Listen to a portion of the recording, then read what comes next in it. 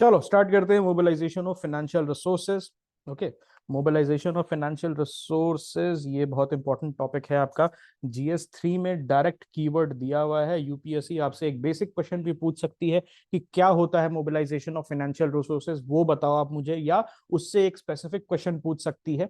Okay, उसको हम लोग देखते हैं। यहां पर एक चीज बहुत इंपॉर्टेंट है कि इसमें जो कंसेप्ट मैं आज आपको पढ़ाने जा रहा हूं, that has an overlap with your prelims. Okay, prelims में जो इकोनॉमी वाला पोर्शन है, इकोनॉमी का पोर्शन है, उसके साथ ओवरलैप है, तो थोड़ा ध्यान ज्यादा देना। ओके, नॉर्मल डेज से ध्यान ज्यादा देना।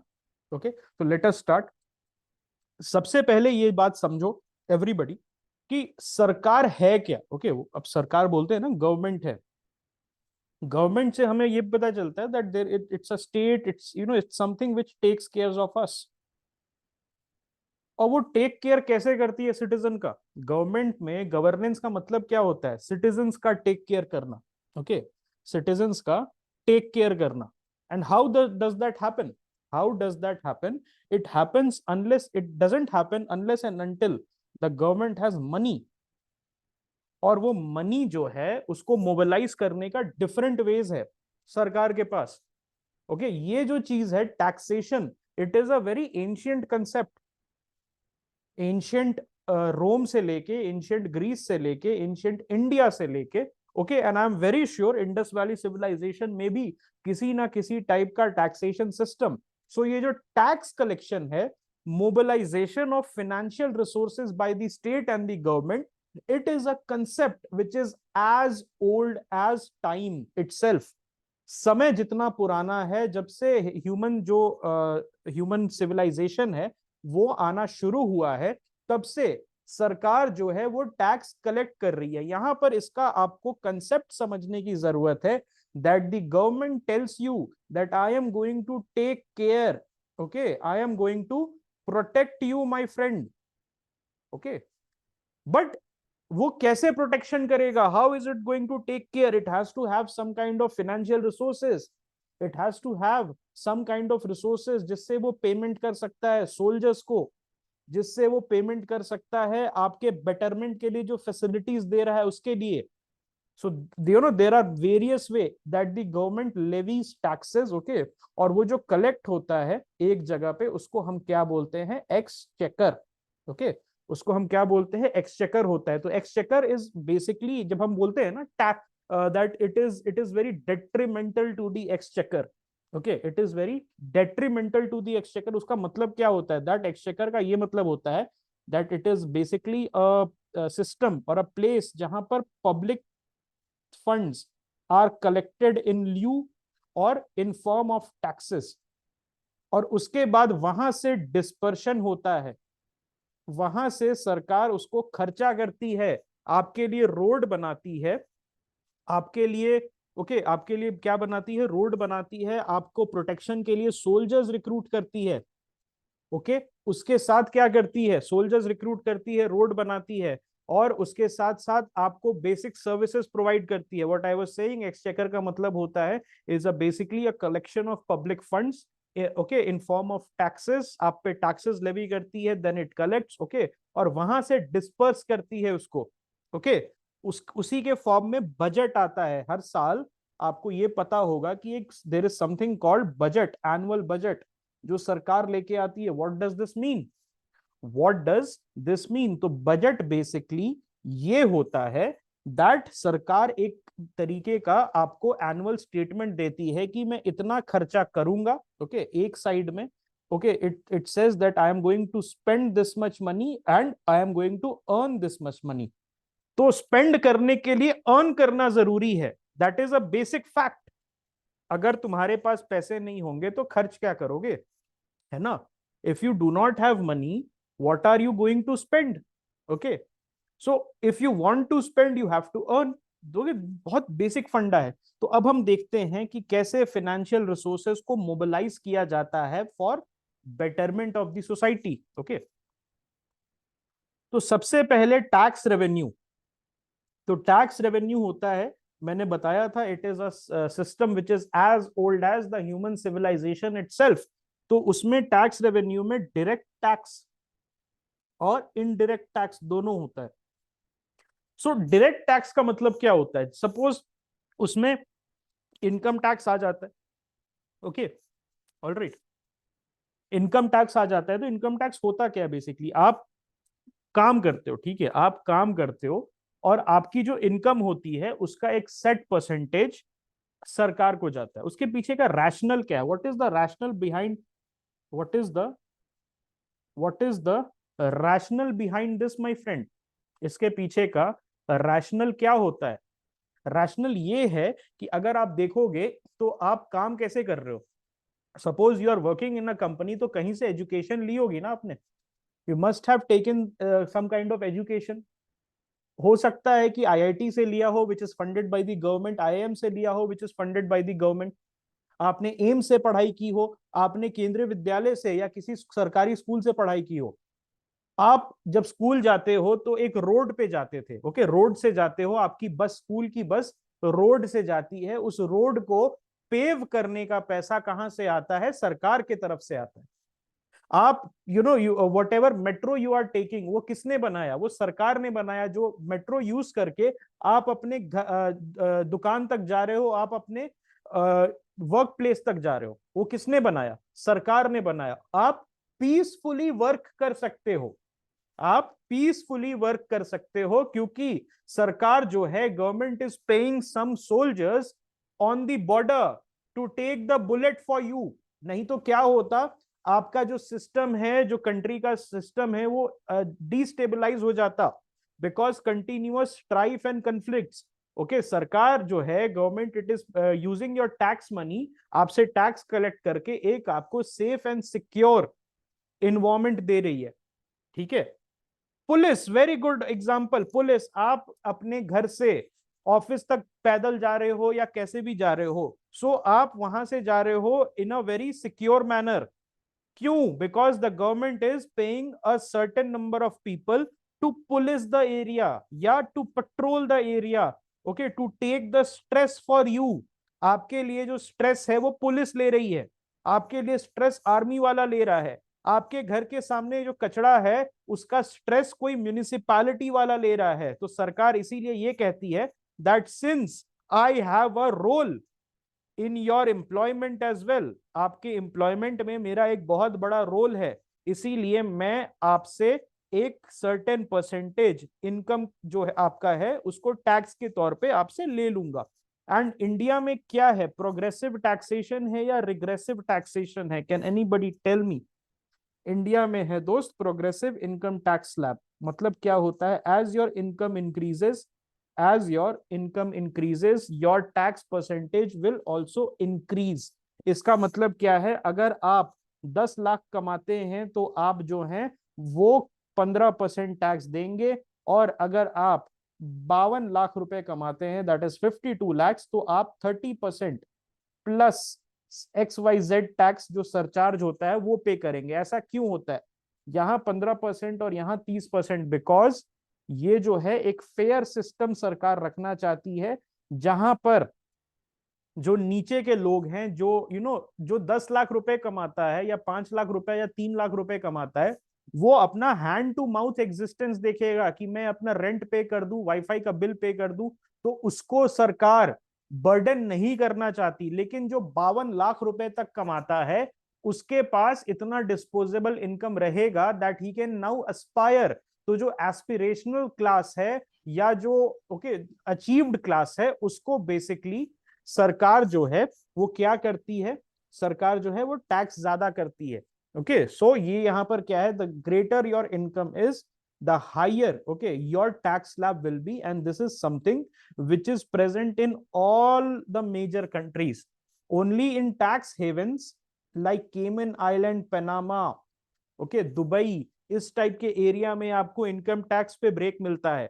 ओके, लेकिन वो इतनी छोटी कंट्री है that they can afford to do that, India नहीं कर सकती है। उसी के साथ साथ there are certain businesses, okay, जो गवर्नमेंट का लैंड यूज करके अपना फैक्ट्री बनाती है, गवर्नमेंट का प्रोवाइड इन्वेस्ट किया हुआ बिजली से, ओके, अपना फैक्ट्री चलाती है। गवर्नमेंट का दिया हुआ स्टेबल इन्वायरमेंट की वजह से उनका बिजनेस बूम करता है। That's why the government sees is fit to levy something called the corporate tax. Okay, तो ये क्या है? कॉर्पोरेट टैक्स है।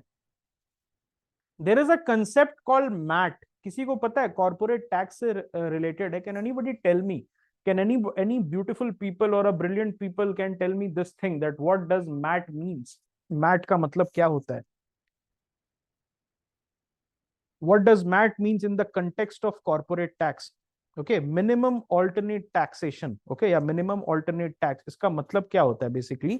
दैट ओके, बेसिकली इसका मतलब क्या होता है मैट का, कि certain percentage, okay, certain percentage will be left aside. Okay, अब यहां पर प्रॉब्लम क्या आ रही है कॉर्पोरेट टैक्सेशन के साथ? That there are a lot of tax havens like Singapore, Mauritius, Dubai. उसके वजह से बिजनेसेस क्या करती हैं कि इंडिया का रिसोर्सेज यूज कर लेती हैं या किसी दूसरे कंट्री का रिसोर्सेज यूज कर लेती हैं, और जो अपना ऑफिसेज है उसको इन कंट्रीज में रखती है जहां पर कॉर्पोरेट टैक्स बहुत लो है। और उसके वजह से इंडिया जो है it doesn't get its fair share. हमारा बिजली, हमारा मार्केट, हमारा स्टेबल एनवायरनमेंट को एक्सप्लॉइट करके बिजनेसेस जो हैं वो अपना सामान माल बेच लेती हैं, but at the same time they are not paying their fair share. तो this is something called MAT, जिसको बहुत सारी कंट्रीज ने एक्सप्लोर किया है। Specially this is floated by the European Union countries, और वो बोल रही हैं कि भाई हम मैट को इंट्रोड्यूस करेंगे जहां पर there will be a certain fix percentage. Okay, there will be a certain fix percentage, और उसमें उसको यस गुड, उसको कैसे मैनिफेस्ट करेंगे? ग्लोबल मिनिमम टैक्सेशन, मतलब 15% के करीब, ओके 15% के करीब there will be a tax जो सारी कंट्रीज देंगी। उससे नीचे कोई नहीं जाएगा, और उसके ऊपर आप जा सकते हो बट उसके नीचे नहीं जा सकते हो। So there will be a level playing field, और कोई भी कॉर्पोरेट एंटिटी, कोई भी बिजनेस अपना जो फेयर शेयर है टैक्सेशन का उसको एस्केप करके बाहर नहीं भाग सके। Okay, so this is also very important that the businesses are also held accountable, okay, for all the resources they are using of the country. Okay, market भी एक resource होता है। अगर आप market access करना चाहते हो किसी country का, जैसे इंडिया, चाइना, okay, बहुत ही coveted market है, billions of consumers. India and China, they have billions of consumers. वहां पर अगर आप एक्सेस करना चाहते हो तो यू विल हैव टू पे सम टैक्स टू द स्टेट ना, बिकॉज जो बिलियंस ऑफ कंज्यूमर्स को लायक किसने बनाया कंज्यूम करने के? सरकार नहीं बनाया ना। उनको पढ़ाया लिखाया किस ओके उनको जॉब्स मिली, उनकी सैलरीज, ओके उनके लिए इंफ्रास्ट्रक्चर, उनके लिए stable environment. Okay, SEZ can become tax haven, not exactly. SEZ जो होता है वो जनरली स्मॉल एरियाज में बिजनेसेस और मैन्युफैक्चरिंग यूनिट्स के लिए बनाया जाता है। ओके, तो उसमें होता क्या है बेसिकली, जो SEZ होता है, SEZ का कंसेप्ट अगर आपको मैं दूं तो SEZ बेसिकली इंडिया के ही अंदर उसका जुरिस्डिक्शन अलग हो जाता है। वहां पर जो टैक्सेशन है वो दूसरे जगह से कम लगता है। ऐसा नहीं है कि जीरो लगता है, लेकिन SEZ में जनरली वहां से कम टैक्सेशन लगता है, और उनका जो जुरिस्डिक्शन होता है वो ऐसा कर देते हैं बेसिकली कि वो that is different from the national jurisdiction. तो एक हेवन की तरह काम करता है but not exactly tax haven. Okay, all right, yes, ठीक है, आगे चलते हैं। इनकम टैक्स सभी को समझ में आया, और कॉर्पोरेट टैक्स। और यहां पर एक और चीज है, that according to the IT act, income tax act 1961, okay, agriculture income is exempted. उसके पीछे का रीजन कोई बता सकता है? एग्रीकल्चर जो है, I think according to some section of the income tax act 1961 it is exempted. Okay, so यहां पर क्या होता है बेसिकली, एग्रीकल्चर जो है इंडिया का जो मेजोरिटी पुअर तबका है, ओके, नहीं नॉट अपीजमेंट बट जो पुअर तबका है, एग्रीकल्चर लेबर जो है, ओके, सब्सिस्टेंस फार्मिंग जो कर रहा है, सब्सिस्टेंस फार्मिंग जो कर रहा है, उस पे अगर आप टैक्सेशन लगाओगे, सो जनरली क्या होता है, they have to pay the input cost. Becoming a farmer is akin to becoming a businessman with a lot of variables. तो फार्मर्स को generally they are dependent on phenomena like El Nino, like monsoon. तो farmers के पास extra disposable income होना जरूरी है my friends. Please keep this in mind that according to the Income Tax Act 1961, IT Act जो है 1961, उसके according they are exempted, and the reason is that there are so many variables. कभी famine आता है, कभी drought आता है, कभी monsoon बिगड़ जाता है, कभी ज्यादा बारिश हो जाती है, कभी floods आ जाता है. उसके वजह से it is said that the farmer needs more disposable income than other professions. उसके वजह से जनरली जो फार्मर्स हैं उनको छोड़ दिया जाता है, they are exempted from the taxations. Okay, alright. अब बम्पर में भी प्रॉब्लम है फ्रेंड्स. बम्पर, अगर बम्पर आप प्रोड्यूस बात कर रहे हैं तो वहां पर भी there is a marketing issue, price crash का. Suppose a farmer gets a bumper crop, तो उसको he is forced into distress selling. हमने देखा था इस साल ही बहुत सारे फार्मर्स थे, ऑनियन फार्मर्स थे from Maharashtra, and they were forced to dump their produce for ₹1, okay, on the streets. दूसरी चीज क्या है? Indirect tax. तो डायरेक्ट टैक्स जो है आप स्क्वीज नहीं कर सकते हो. डायरेक्ट टैक्स का जो नेट है दैट इज लिमिटेड, मतलब बहुत कम लोग हैं इसके नेट में आते हैं.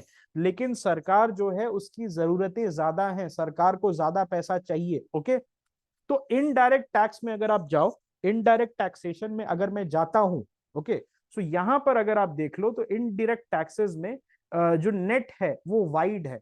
It is a wide net. Okay, ये क्या है दोस्त? एक वाइड नेट है. और GST, goods and service tax जो है, which is a destination based tax which was introduced in India. Okay, और ये क्या करता है? Basically it replaces multiple indirect taxes. और इनडायरेक्ट टैक्स होता क्या है and how is it different from a direct tax? Suppose करो आप कमाई करते हो, ठीक है, आपकी सैलरी आई 1 लाख रुपए, तो सरकार क्या करेगी? उसमें से 15% काट लेगी. 15,000 रुपए सरकार की तरफ चला जाएगा तुरंत. उसको हम लोग क्या बोलते हैं? उसको हम लोग बोलेंगे डायरेक्ट टैक्स. आपने खर्चा किया नहीं, you have not spent something, आपका पैसा निकल गया. लेकिन इनडायरेक्ट टैक्स आपका तब निकलता है जब आप कुछ परचेज करते हो. When you purchase something, okay, when you purchase something, तब आपके ऊपर वो टैक्स लगता है, and that is called the indirect taxes. तो यहां पर क्या है? First is pre consumption phase. ये क्या है दोस्त? मैंने एक चीज बताई सबसे पहले, डायरेक्ट टैक्स और इनडायरेक्ट टैक्स में ये लिमिटेड है. You can collect only from certain people. ये जो है covers the entire country theoretically. Okay, covers pan India. ये जो है इट इज प्री कंजम्पशन, मतलब आपने खर्चा किया नहीं. ये जो है आपकी सैलरी आई, आपने एक पैसा खर्चा नहीं किया, लेकिन सरकार ने तुरंत काट लिया. ओके, और इनडायरेक्ट टैक्स है, दिस इज पोस्ट कंजम्पशन. जब आप कुछ कंज्यूम करोगे तब आप टैक्स दोगे. पार्ले जी का 5 रुपए का बिस्किट से लेके बाइंग अ मासेराटी और अ लैम्बोर्गिनी, वहां तक सरकार उस पर टैक्सेस लगाती है. ऑब्वियसली वहां पर भी alright there is a progressive mindset. अब यहां पर प्रोग्रेसिव माइंडसेट का मतलब क्या है फ्रेंड्स? कोई बता सकता है? प्रोग्रेसिव है नहीं, this is a regressive tax. Okay, generally indirect tax क्या होता है? रिग्रेसिव टैक्स होता है, but with a progressive mindset. Very good, VS has said the right answer. Nano versus Mercedes. Indirect tax is regressive in nature but with a progressive outlook. इसका मतलब क्या होता है? रिग्रेसिव क्यों है? Why is it regressive, my friends? Because it is applicable to all people, even the poorest of the poor. If he is buying a Lay's packet for his 3-year-old kid after returning from working, okay, in a brick factory, और वो 5 रुपए का chips खरीद रहा है, तो उस पे भी वो टैक्स दे रहा है. So that's why poorest of the poor also has to pay this GST. इसीलिए ये रिग्रेसिव कहा जाता है, but at the same time it has a progressive outlook. Now what do I mean by that? अभी VS ने answer दे दिया इसका. इसका मतलब ये है कि अगर 5 रुपए की पार्ले जी बिस्किट है या 10 रुपए का आटा का छोटा पैकेट है, तो उस पे जो है जीएसटी या तो 0% लगाई जाएगी या उस पे 5% का स्लैब लगाया जाएगा. इसका मतलब क्या होता है? ओके, हाँ, स्लैब है ना, स्लैब है. I am saying regressive indirect taxation, I am not talking about GST, I am talking about indirect taxation. वो रिग्रेसिव क्यों कहा जाता है? Because it covers the entire country, even the poorest of the poor. But at the same time if you look at our indirect tax which is collected in the form of GST, it has what, it has a progressive outlook. इसका मतलब है कि जो nano में बैठेगा और जो Mercedes में बैठेगा वो अलग अलग रेट का इनडायरेक्ट टैक्सेस पे करेगा, ठीक है। अब यहां पर आप देखोगे जो नैनो में कौन बैठता है, okay, who is aspirational class, who is a lower middle class, okay, हम ये अज्यूम करके चलते हैं that majority of the people who are sitting in Nano are lower middle class. लेकिन जो मर्सिडीज में बैठता है, he is has already made it, he is no more an aspirational class, okay. तो उसके वजह से हम ये माइंडसेट रखते हैं कि जो मर्सिडीज खरीद सकता है, so he can afford to pay a little more extra than what a Nano guy can pay, okay. So ये चीज आपको ध्यान रखनी है, ओके। दूसरी चीज है, अगर आटे आटे पे देखोगे, एग्रीकल्चर प्रोड्यूस वेजिटेबल्स वगैरह पे देखोगे, तो सरकार जनरली एग्जेम्प्ट कर देती है। वहां पर क्या करती है, because they know that the poorest of the poor, okay, just the poorest of the poor basically buys that packet, small packets of atta, small packets of wheat, sorry, rice। तो उसके वजह से वहां पर 0% कर देती है। लेकिन अगर आप देखोगे गुड्स लाइक सिगरेट्स, सिगरेट्स देखोगे तो सिगरेट्स पे basically they have sin tax, something called the sin tax, मतलब जीएसटी तो लगता है, उसके ऊपर देर इज अनदर टैक्स। अगर आप लिकर पे देखोगे तो वहां पर भी there is another tax called sin tax, मतलब जीएसटी लगेगा। इसके पीछे का रीजनिंग क्या है, इसके पीछे का रीजनिंग है, अगर नहीं खाओगे तो मर जाओगे। आटा अगर आपको एक्सेस नहीं मिलेगा तो मर जाओगे, और आटा खाना जरूरी है, आपका रोटी बनना घर में जरूरी है, इसलिए वहां पर 0% टैक्स लगा देते हैं। लेकिन लेकिन आप सिगरेट नहीं पियोगे तो बचे रहोगे, शराब नहीं पियोगे तो बचे रहोगे, इसीलिए उसको सिन गुड्स में काउंट करके उस पर एक्स्ट्रा टैक्स लगाते हैं। आप अगर आप देखोगे तो ऑल्टो, ऑल्टो पे बहुत मिनिमल टैक्स है। ऑल्टो केटन अगर चला रहे हो, ओके, तो 28% की आप टैक्स दे रहे हो। लेकिन वही फॉर्च्यूनर आप खरीद रहे हो, तो आपको पता है फॉर्च्यूनर का जो दाम है वो 24-25 लाख के अराउंड है, और वो टैक्स लग लग के 60 लाख के करीब हो जाता है ऑन रोड। तो ये क्यों होता है, because the government is assuming जो ऑल्टो खरीद रहा है बंदा, वो सर्टेन अमाउंट तक टैक्स दे सकता है, he belongs to the lower middle class. लेकिन जो फॉर्च्यूनर खरीद रहा है, ओके, वो अफ्लुएंट क्लास का है, सो वो ऑलमोस्ट ऑलमोस्ट 1.5 टाइम्स, मतलब जो कॉस्ट है उसका 1.5 टाइम्स उस पे टैक्स लगा देती है सरकार। जितने का गाड़ी नहीं है उससे ज्यादा टैक्स देता है बंदा फॉर्च्यूनर खरीदने में। इंडिया में आपको पता है कैमरी जो है, Camry is the most expensive, one of the most expensive sedans, लेकिन फॉरेन कंट्रीज में कैमरी टैक्सी के रूप में चलती है। इसके पीछे का रैशनल क्या है, rational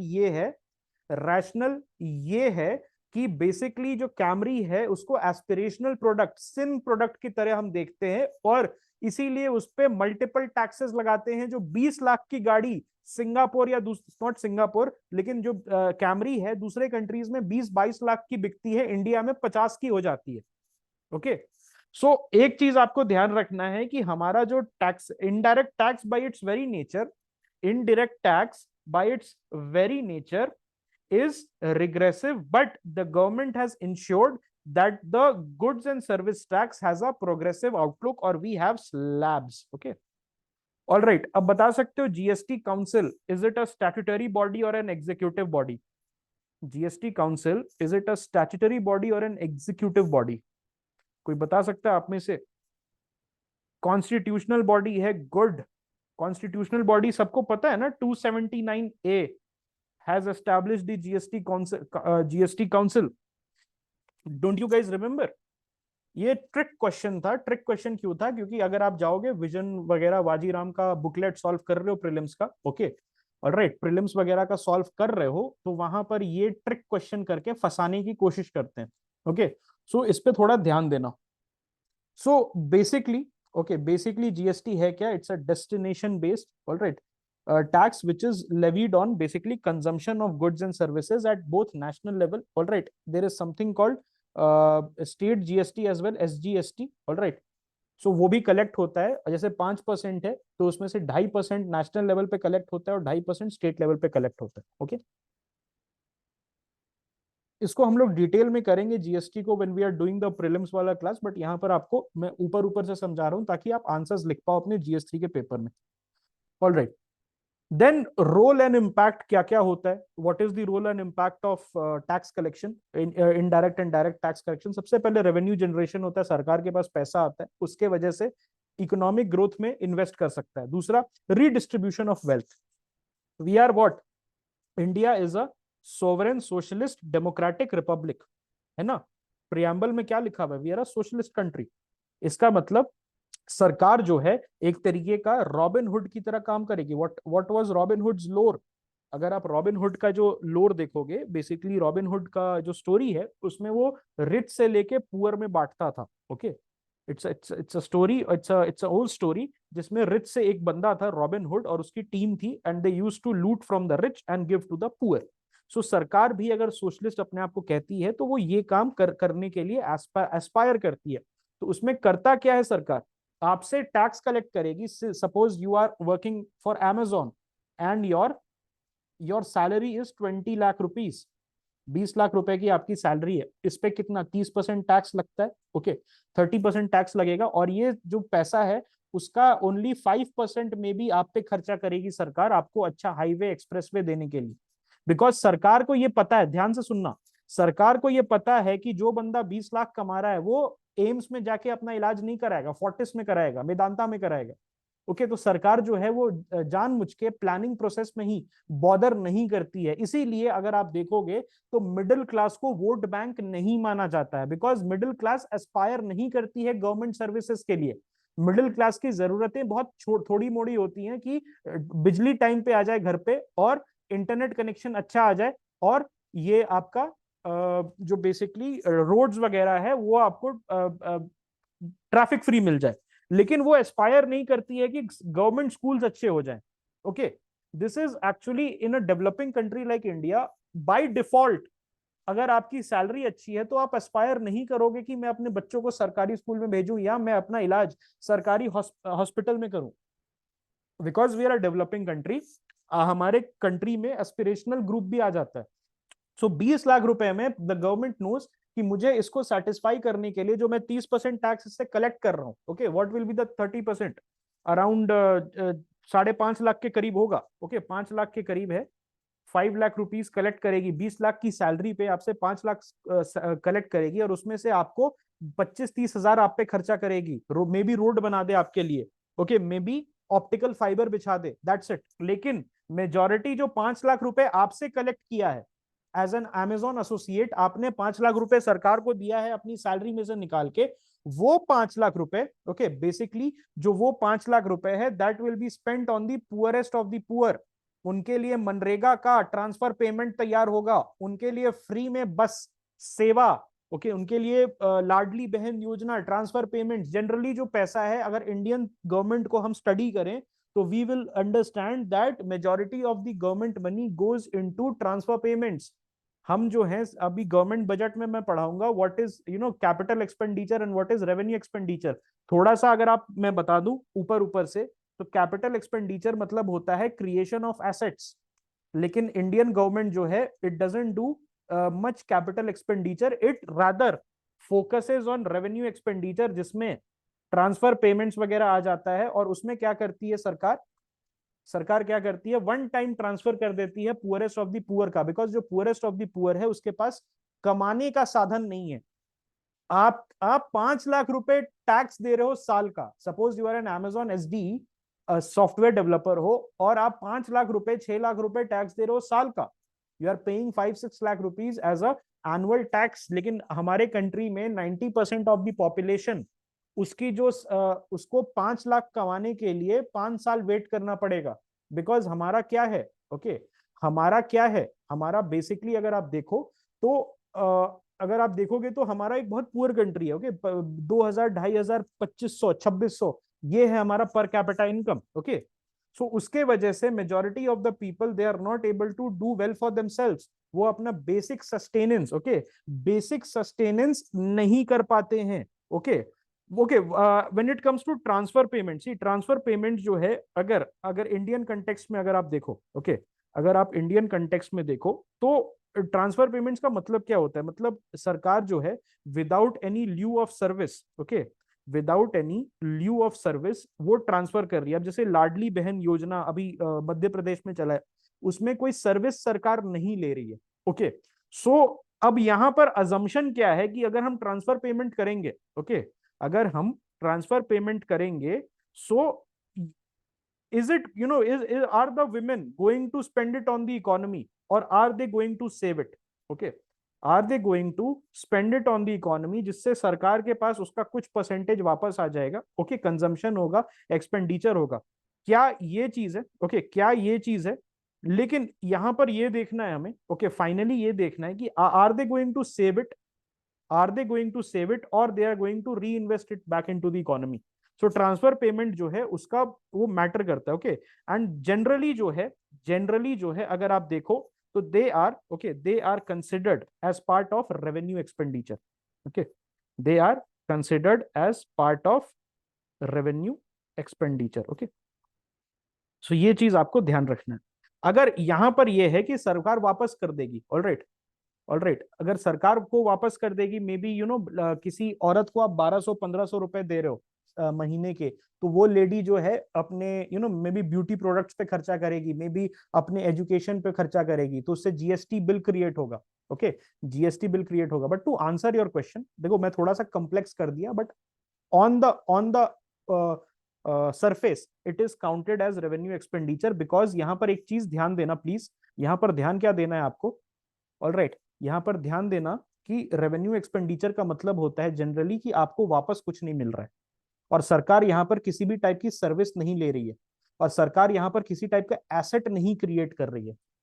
MNREGA is a scam in that regard, मतलब नॉट अ स्कैम, मतलब ये नहीं बोल रहा हूं कि मनरेगा स्कैम है, but scam in that regard कि अगर आप वहां पर जो वर्क्स हो रहा है, पब्लिक वर्क्स हो रहा है, उसके बाद पैसा मिलता है, तो उसमें बेसिकली गड्ढा खुदवा के गड्ढा भरवा रही है, एक सीजन गड्ढा खुदवाती है, दूसरे सीजन उसी गड्ढे को भरवाती है सरकार। और ये क्यों कर रहा है, ओके, ये क्यों कर रहा है, ताकि on paper there is some kind of asset creation, okay, there is some kind of capital expenditure, लेकिन ऑन द ऑन और ऑन दी कोर मनरेगा जो है, ऑलराइट, मनरेगा है क्या, MNREGA is also a ambiguous transfer payment scheme, जहां पर सरकार free ही में पैसा दे रही है, क्योंकि ये जो गड्ढा खुदवा के भरवाने वाला सिस्टम है, गड्ढा एक सीजन में गड्ढा कोड़ रहे हैं और पॉन्ड बना रहे हैं, उसी पॉन्ड को वापस से ढक रहे हैं, फिर तीसरे साल उसी को वापस से पॉन्ड को रीजनरेट कर रहे हैं।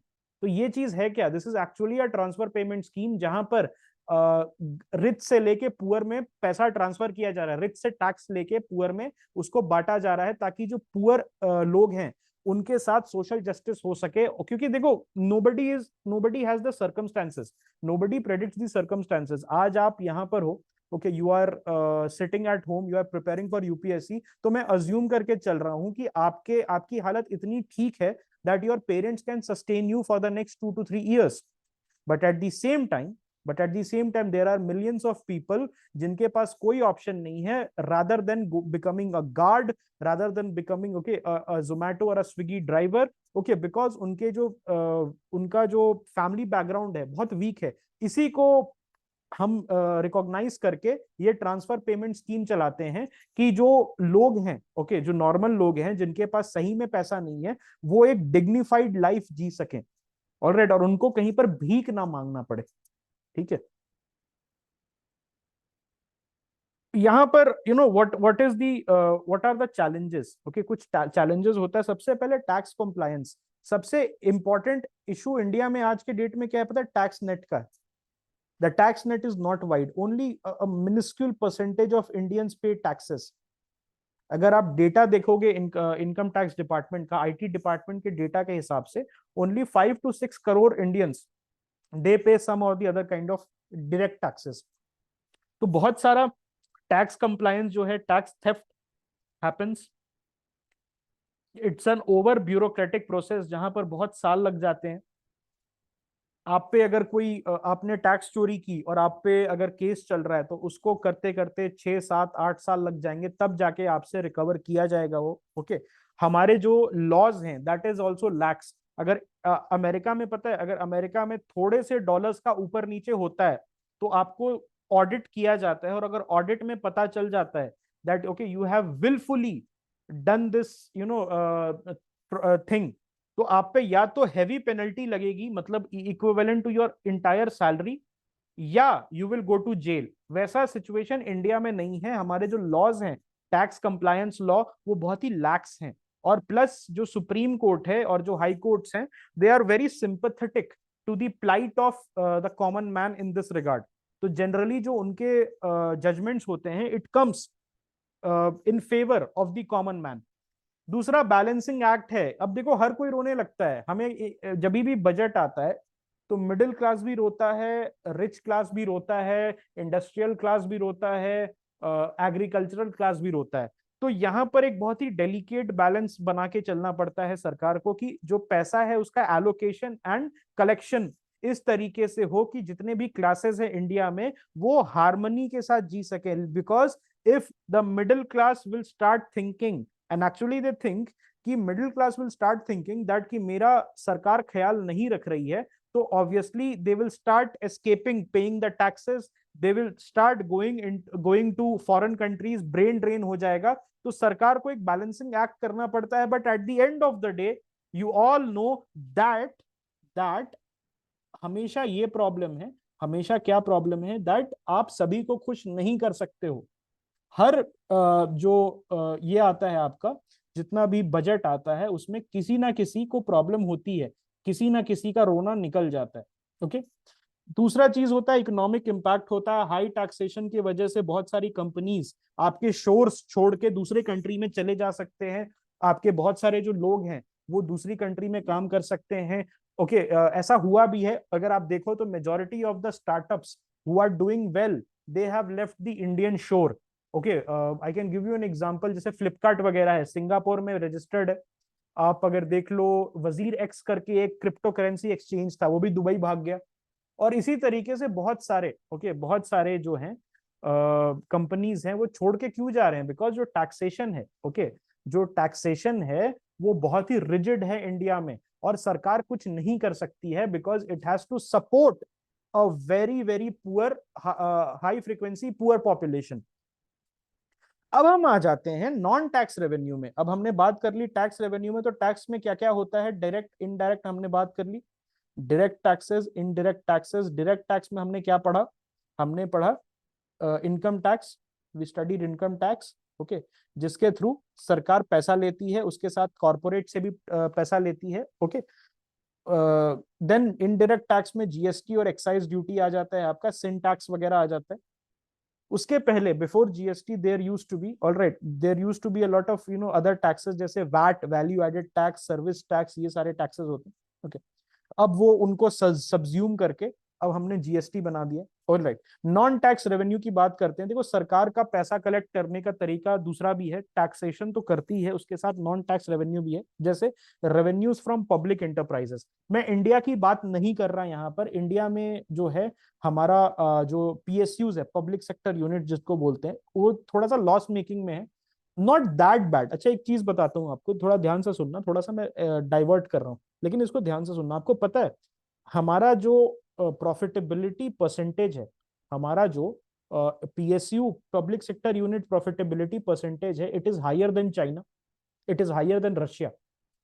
हमारे PSUs are more profitable than China and Russia. Okay, so ये बहुत एक्स्ट्रा फैक्ट बता रहा हूं आपको। बट जो क्रक्स है, क्रक्स ये समझो कि सरकार क्या करती है, पीएसयूज वगैरह का जो प्रॉफिट होता है उसको ले लेती है।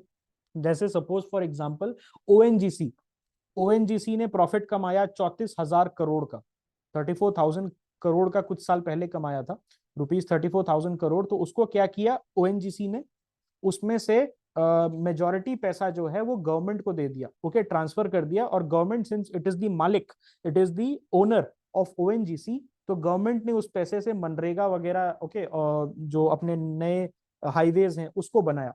तो this is the non tax revenue. यहां पर किसी को टैक्स करके नहीं, यहां पर सरकार बिजनेस करके, यहां पर सरकार बिजनेस करके अपना टैक्सेशन कर रही है। किसी किसी कंट्री में नॉन टैक्स रेवेन्यू, बहुत ध्यान से सुनना, एंड ये आपका ना जियो पॉलिटिक्स जो है, जियो पॉलिटिक्स से रिलेटेड है।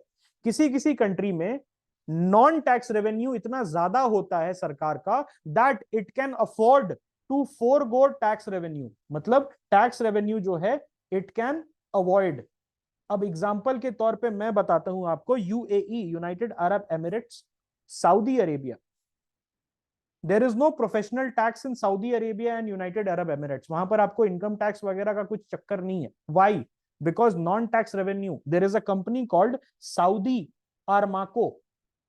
सऊदी अरामको सुना है? अरामको, सॉरी, अरामको सुना है आपने सऊदी अरामको के बारे में? अरामाको है या अरामको? अरामको है, अरामाको, राइट। इसके बारे में सुना है सऊदी अरामको के बारे में? It's the it's the biggest company in the world by market capitalisation. एक टाइम पे, अभी तो चलो एप्पल हो गया, बट एक टाइम पे जब इसका आईपीओ हुआ था, इनिशियल पब्लिक ऑफरिंग, तो सऊदी अरामको जो है वो वर्ल्ड की बिगेस्ट कंपनी बनी थी। Almost $1 trillion worth of IPO हुआ था इसका। ये है क्या सऊदी अरामको?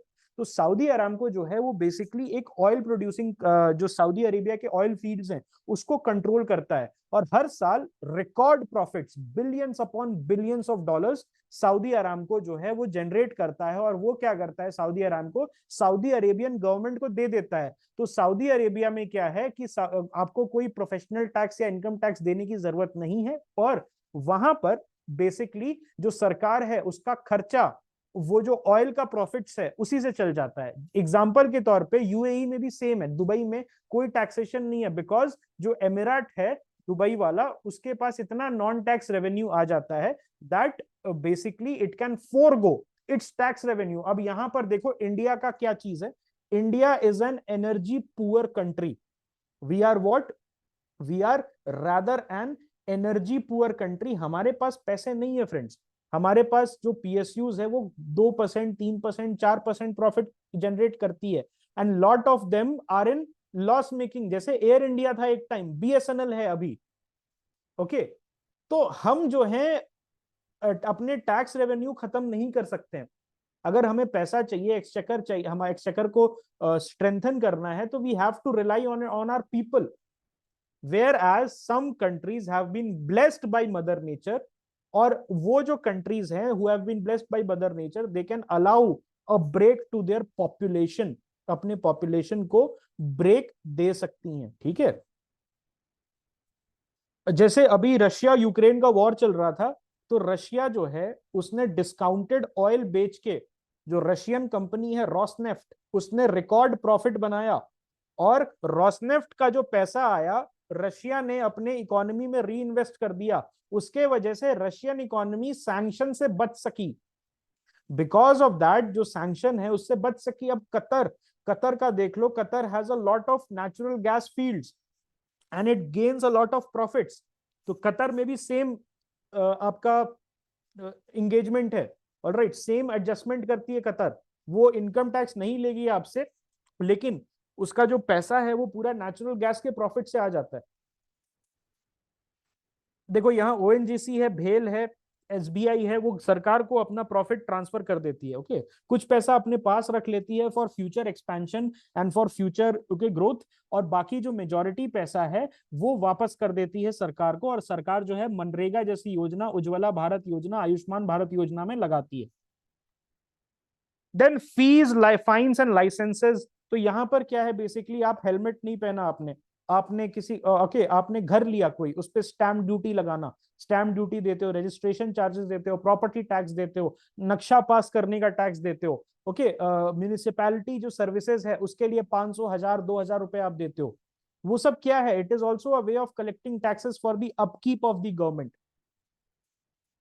देन अब हम आ जाते हैं, एक तो है कलेक्शन के थ्रू, लेकिन सरकार और भी जगह से पैसा मोबिलाइज कर सकती है। अब यहां पर कमाने की बात नहीं है, non tax, tax, PSUs, non tax revenue, tax revenue, okay, fees, licensing, those are the avenues by which the government earns. But अगर इट फॉल्स शॉर्ट, अगर suppose in any budget it falls short कि यार मेरे को खर्चा ज्यादा है और मेरी आमदनी कम है, I have to spend more, okay, and my earning is less, तो वहां पर सरकार क्या करती है? वहां पर डेफिसिट बोरोइंग। ओके, वहां पर क्या करती है? Deficit borrowing. Basically it says, ये क्या करती है? It this in this situation the government says to the public that okay I want to borrow. अब वो बोरो करने के भी अलग अलग तरीके हैं। तो बोरो में सबसे पहले डोमेस्टिक बोरोइंग, यहां पर क्या होता है? T bills, that is treasury bills, उसको लाया जाता है। उसके बाद आपको गवर्नमेंट बॉन्ड्स, उसको लाया जाता है। उसके बाद आपके डोमेस्टिक फाइनेंशियल इंस्टीट्यूशन जैसे SBI, IDBI, Punjab national bank, इन सारे बैंक्स के थ्रू, ओके, इन सारे बैंक्स के थ्रू सरकार पैसा उठाती है। ओके, और ये क्या करता है, डेफिसिट फाइनेंसिंग, मतलब बजट डेफिसिट जो है, आपने खर्चा ज्यादा करना है, आपकी कमाई कम है, तो उसमें एक डेफिसिट आएगा ना, उसको ब्रिज करने के लिए सरकार ये करती है। उसके साथ साथ अगर पब्लिक प्रोजेक्ट्स को फाइनेंस करना है तो उसके लिए भी सरकार उठाती है। ओके, इसमें कुछ प्रॉब्लम भी आती है, अगर आपके पास बहुत ज्यादा डेट है, उसके वजह से इंटरेस्ट रेट जो है और जो लिक्विडिटी है उसमें प्रॉब्लम आ सकती है। अब इसमें प्रॉब्लम क्या है, यहां पर ध्यान से सुनना, थोड़ा सा मैं प्रीलिम्स का डिस्कशन कर रहा हूं यहां पर। सपोज जो सरकार है उसने बोरो कर लिया, सरकार के पास पैसे की कमी है और उसने बोला ये लोगों से A B C D, suppose ABCD कौन है, एबीसीडी रिप्रेजेंट द पॉपुलेशन, और उससे सरकार ने बोला, गवर्नमेंट ने, कि I want to borrow money, तो एबीसीडी को बोला कि तुम मुझे पैसे दे दो, मैं तुम्हें 7 से 10% इंटरेस्ट रेट दूंगा। तो एबीसीडी के पास जो पीपल हैं उनके पास पैसा था, तो एबीसीडी से पैसा उसने उठा लिया। अब यहां पर एक प्रॉब्लम क्या आती है, there is a phenomena called crowding out. कोई आप में से मुझे बता सकता है what does crowding out means? सरकार ने क्राउडिंग आउट कर दिया प्राइवेट सेक्टर को। What do I mean by crowding out? मतलब अब प्राइवेट सेक्टर के पास एवेन्यूज नहीं है पैसे उठाने के। मान लो एबीसीडी, ये 4 पब्लिक बोरोवर्स हैं। ओके, सपोज वी आर, जैसे पब्लिक खरीदती है ना टी बिल्स या बॉन्ड्स, तो सपोज सरकार ने ही बोला सारे पब्लिक को कि आप मुझे दे दो पैसा, मुझे जरूरत है पैसे की, और ये लो 7 से 10% का इंटरेस्ट मैं आपको दूंगा। तो आपने क्या किया, पब्लिक सेक्टर का जो पोटेंशियल बोरोवर्स थे, मतलब पब्लिक सेक्टर जहां से पोटेंशियली पैसा उठा सकती थी, पोटेंशियली जहां से पैसा उठा सकती थी, वो avenues are used by the government. Example के तौर पे suppose I am government, okay, और अभी अभी इज प्राइवेट सेक्टर, और suppose Ankit is the public, और मैंने अंकित को बोला, आई एम द गवर्नमेंट, कि अंकित भाई तू मुझे 100 रुपए दे दे और मैं 110 रुपए वापस करूंगा। तो अंकित भाई ने मुझे 100 रुपया दे दिया, ठीक है, लेकिन अभी भाई who is representing the private sector, उसको भी पैसे की जरूरत थी ताकि वो अपना बिजनेस एक्सपैंड कर सके। लेकिन since Ankit has already committed 100 rupees to me, अभी अब वो पैसा नहीं ले सकता। That is called crowding out. ये चीज समझ आई? नहीं समझ आई तो मैं फिर से समझाऊंगा। बता दो जल्दी से, ये चीज समझ आई, what does crowding out mean? ये बहुत बड़ा प्रॉब्लम है आज के डेट में, स्पेशली पोस्ट कोविड, जब हम एक डेफिशिएंट इकोनॉमी पे चल रहे हैं, जहां पर हमारा टैक्स ब्रेक्स हमें देना पड़ा टू रिवाइव द इकोनॉमी। उसके वजह से सरकार का टैक्स कलेक्शन बहुत कम हो गया है, उसके वजह से सरकार जो है ज्यादा सब्सिडी पे स्पेंड कर रही है, तो डेफिसिट इज वेरी हाई। उसके वजह से it is issuing bonds, it is basically increasing the interest rates, ताकि जो पैसा है वो बैंक्स में आता रहे और फिर बैंक से सरकार ले ले। उसके वजह से क्या हो रहा है, प्राइवेट सेक्टर जिसको खुद जरूरत है, प्राइवेट सेक्टर जिसको खुद जरूरत है, उसके एवेन्यूज खत्म हो गए। मैंने तो डोमेस्टिक लोगों से बोरो कर लिया, लेकिन अगर मैं नहीं करता, बीइंग द गवर्नमेंट, अगर मैं छोड़ देता, तो प्राइवेट सेक्टर आके वहां से बोरो करती, it would have given 6 to 7%, 7 to 10%। यहां पर एक और कंसेप्ट देखो, that when it comes to borrowing, when it comes to giving loans, public prefers the government rather than the private sector। कोई बता सकता है इसके पीछे का रीजन क्या है?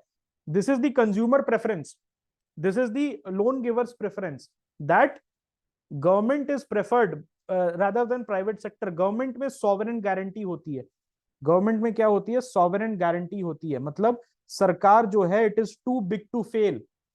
कल को हो सकता है रिलायंस कोलैप्स कर जाए, कल को हो सकता है मान लो कि एक्सिस बैंक कोलैप्स कर जाए, आईसीआईसीआई कोलैप्स कर जाए, अडानी कोलैप्स कर जाए, लेकिन गवर्नमेंट ऑफ इंडिया के कोलैप्स करने के चांसेस बहुत कम है।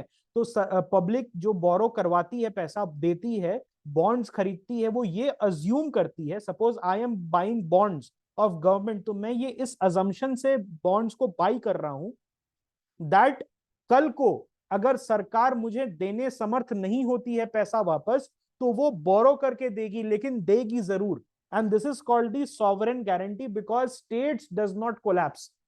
State generally in 99.99 99.999% cases the government will never collapse. India will remain India even if Reliance and Adani goes bust. Okay, all right. Yes, crowding in क्या होता है? Government spends higher, which leads higher growth, which leads to higher investment by a very good. Okay, that's actually a good concept. Okay, crowding in, crowding out.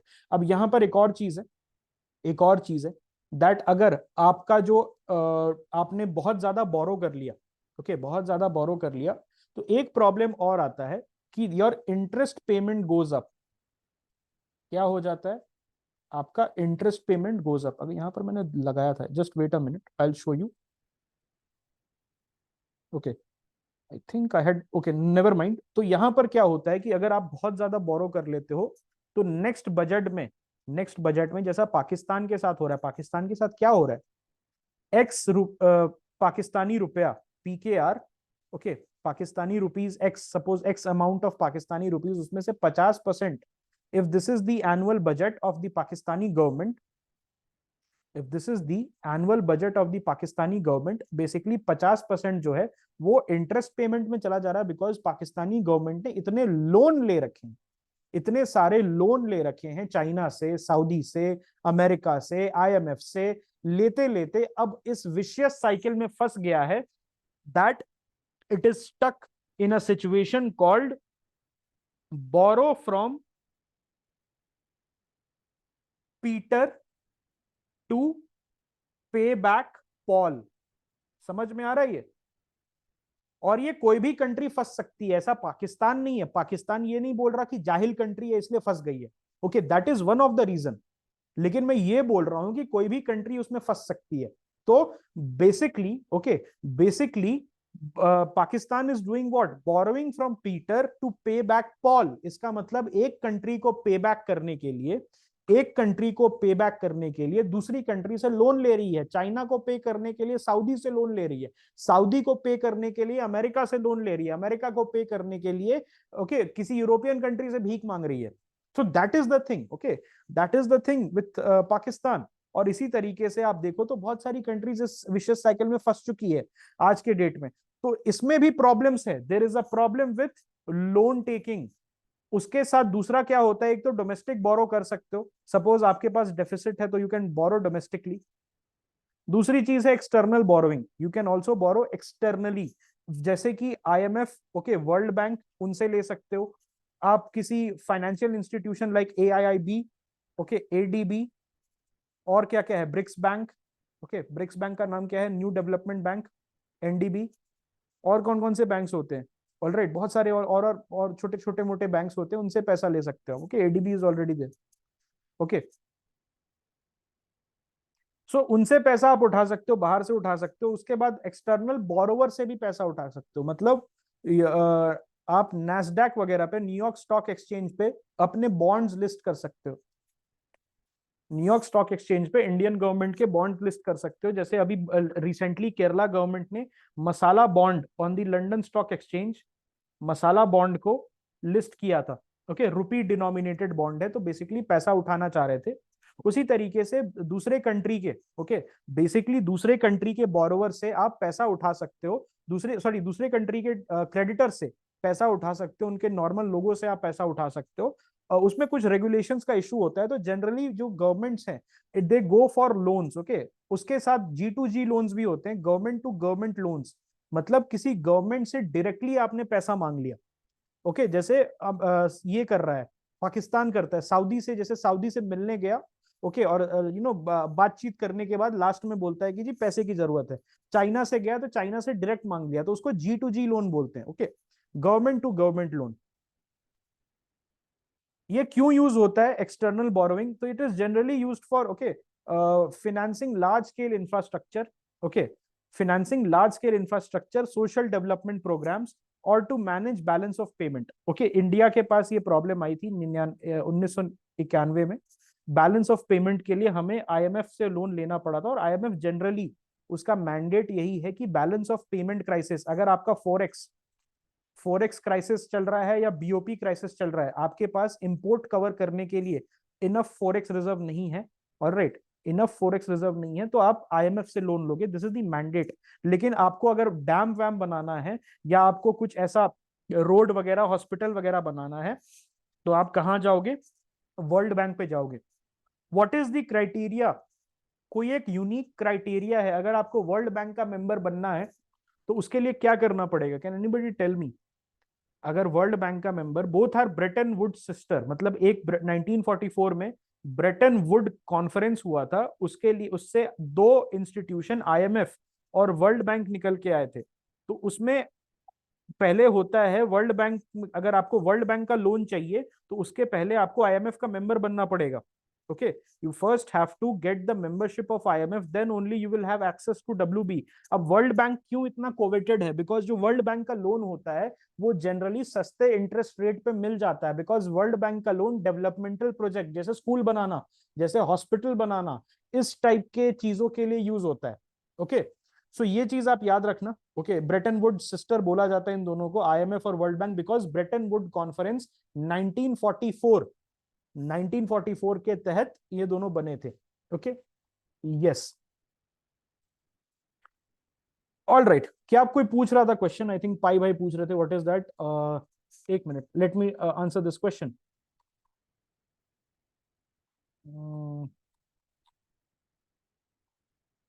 It creates liability, so it's aid or a grant. Aid or grant, okay, it's not aid or grant, it's a loan, it's a proper loan. Aid और grant जो है उसका वो generally दूसरे context में दिया जाता है। ओके, वो जनरली दिया जाता है may be to bolster. Okay, it is given to bolster basically. No, government to government loan different होता है, loan is different, grant is different. What जैसे हमने दिया किसी गरीब कंट्री को, हम मान लो किसी सब सहारन कंट्री में मोदी जी गए और वहां बोला कि जी हम ना हॉस्पिटल क्रिएट करेंगे, वहां पर बनाएंगे हॉस्पिटल, बड़ा बनाएंगे। और नाइजर को, जैसे नाइजर में महात्मा गांधी, नाइजर कंट्री सब जानते हैं, नाइजर में महात्मा गांधी कन्वेंशन हॉल बनाया था हमने। तो महात्मा गांधी कन्वेंशन हॉल जो बनाया था वो फ्री में बना के दिया था नाइजर को, because niger is a dirt poor country. Okay, और ग्रांट जो है बेसिकली, यस, ग्रांट वापस नहीं आता, ग्रांट जो है वो वापस नहीं आता, वेराज लोन जो है वो सर्टेन इंटरेस्ट के साथ आपको वापस करना होता है। Grant is basically a transfer payment. Okay, aid जो है it's a transfer payment to a country without any expectation of getting it back. जैसे कि यूक्रेन को जो बिलियंस ऑफ डॉलर अमेरिका दे रहा है, it is a grant, it is an aid. लेकिन सपोज आईएमएफ अगर लोन दे रहा है पाकिस्तान को, that is not a grant, IMF को वापस करना पड़ेगा उसको loan, okay, with certain percentage, ताकि आईएमएफ जो है वो कुछ प्रॉफिट कमा सके। That is different. Okay, okay, so crowding out effect मैंने बता दिया। लॉन्ग टर्म इंपैक्ट भी है, अगर आपका फिस्कल डेफिसिट बहुत ज्यादा कंटिन्यूअस होता है तो उसके वजह से पब्लिक डेट बर्डन होता है, उसके वजह से आपकी कंट्री की क्रेडिट रेटिंग खराब हो जाती है। Can you tell me what is the issue here? Can you tell me what is the issue here my friend? What is the issue here? आपकी क्रेडिट रेटिंग अगर खराब हो जाएगी, क्रेडिट रेटिंग जैसे क्रिसिल होता है, जैसे standard and poor, very good, कोई भी कंट्री आपको लोन्स नहीं देगी। ओके, कोई भी कंट्री आपको लोन्स नहीं देगी।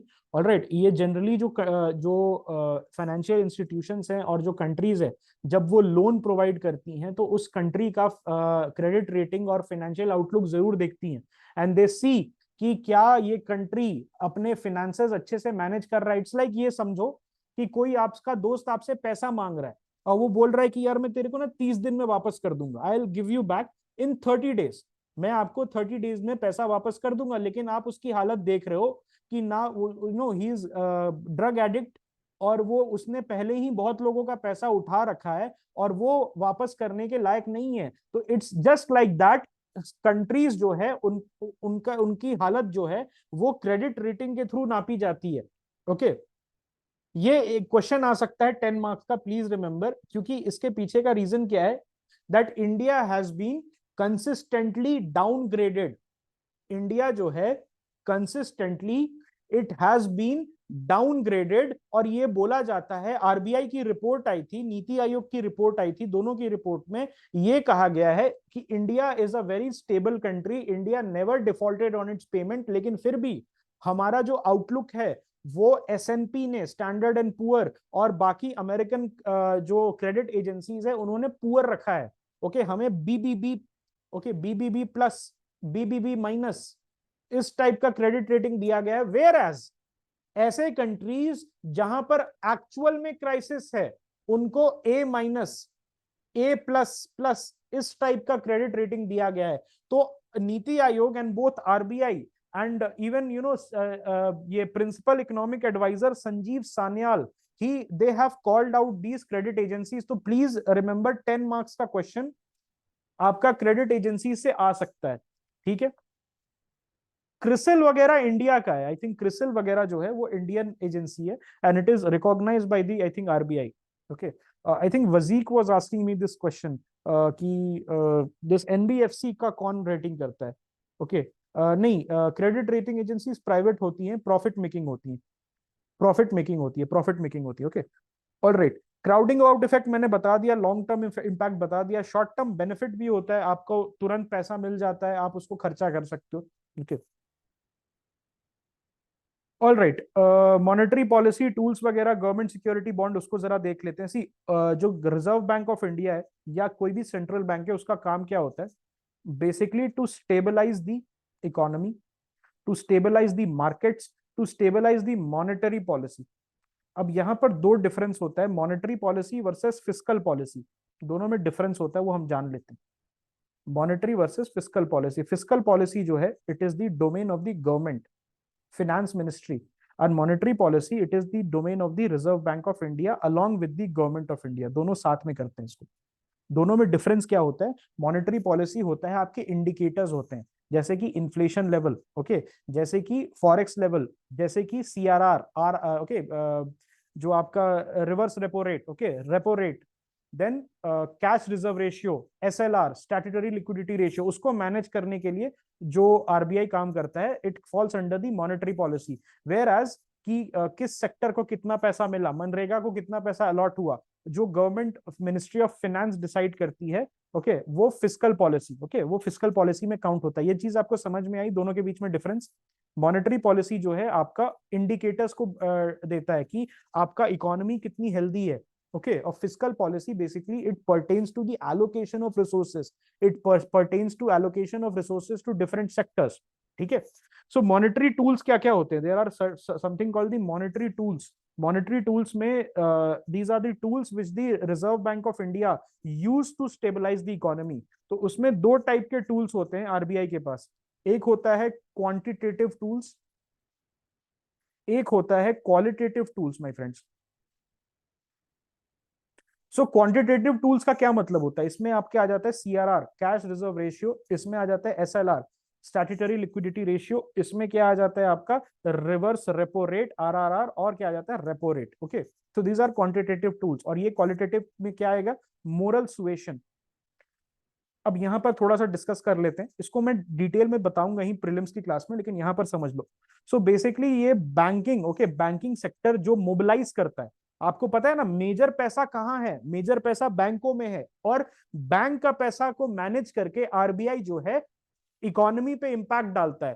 तो सबसे पहले, अगर यहां पर आपको मैं इंपॉर्टेंट चीज बता रहा हूं, प्रीलिम्स के लिए इंपॉर्टेंट है समझना, अभी एमसीक्यू दूंगा तो वो गलत नहीं होना चाहिए, प्लीज अंडरस्टैंड दिस। तो सपोज जैसे कि बैंक को बोलेगा कि अपना सीआरआर बढ़ाओ, मतलब cash reserve ratio, what is cash reserve ratio?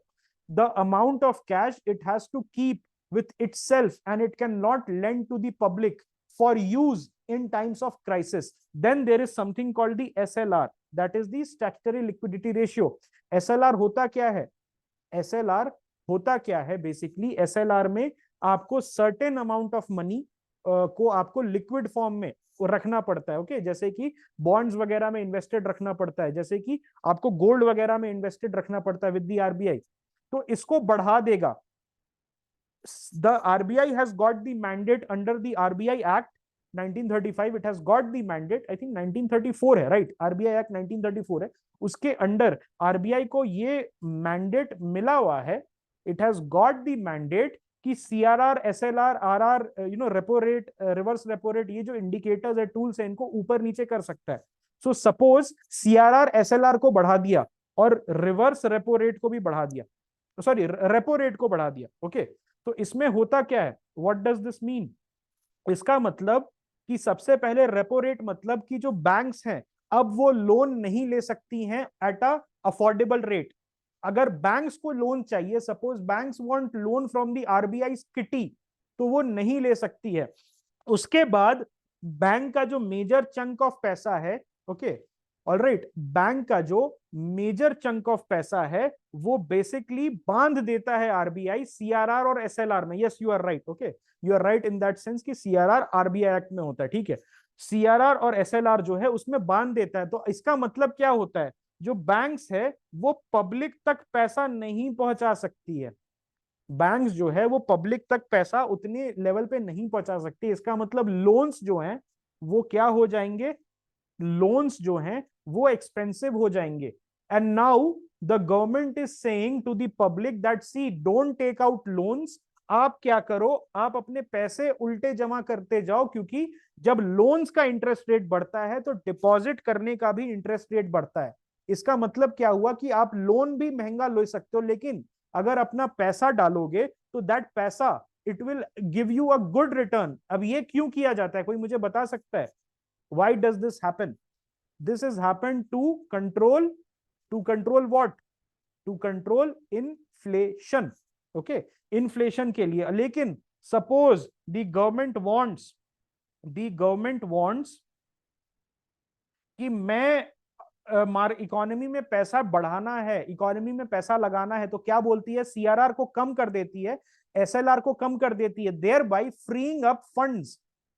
जो बैंक के पास फंड्स होते हैं उनको फ्री कर देती है। अब बैंक के पास ज्यादा पैसा रहता है लोन डिसबर्स करने का, रेपो रेट को कम कर देती है। Now the bank can take loans from the RBI at a lower rate. इससे क्या होता है, मार्केट में पैसा फैलने लगता है और इकोनॉमी बूस्ट होती है, इन्फ्लेशन बढ़ती है, but that is a side effect, okay. अच्छा, व्हाट इज मोरल सुएशन, कोई पूछ रहा था। सो मोरल सुएशन होता क्या है, बेसिकली देखो इट्स अ क्वालिटेटिव टूल। तो मोरल सुएशन बेसिकली जैसे कि आरबीआई गवर्नर है, वो कहीं पर जाके कोई कुछ बोल देता है, दैट दी किसी लेक्चर में जाके बोल देगा कि बैंक्स जो है, बैंक शुड डू दिस और शुड डू दैट। तो एक तरीके से उसको टॉक के थ्रू या टॉकिंग के थ्रू या वर्ड्स के थ्रू बैंक को इनकरेज किया जाता है। सिंस आरबीआई गवर्नर का जो बातें हैं वो it is treated as a precursor to action. इसका मतलब क्या होता है कि जो बैंक है वो आरबीआई गवर्नर की बातों को ऐसे ट्रीट करती है कि अगर अभी बोल रहा है, अभी ये अगर बोल रहा है तो नेक्स्ट मंथ तक ये करेगा। मान लो कि आरबीआई गवर्नर बोल रहा है कि अभी इकोनॉमी में इन्फ्लेशन बढ़ रहा है, bank should limit. Moral suasion का मतलब बातों से बैंक्स को, एक्शन के बजाय बातों से बैंक्स को कन्विंस करना, ओके, बैंक्स को कन्विंस करना रादर देन टॉकिंग, उनको कन्विंस करना कि बेसिकली आप मुझे इस फेज तक मत जाने दो कि मुझे रेपो रेट को बढ़ाना पड़े या एसएलआर सीएसआर को बढ़ाना पड़े, ठीक है, सीआरआर को, सॉरी नॉट सीएसआर। तो ये होता है moral suasion, that you try to okay change the banks policy through lectures, through talking and through words,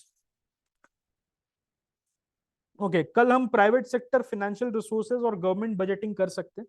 I think we have gone a long way, ज्यादा बचा नहीं है हमारे पास, okay. So any questions that you guys might have, बता दो।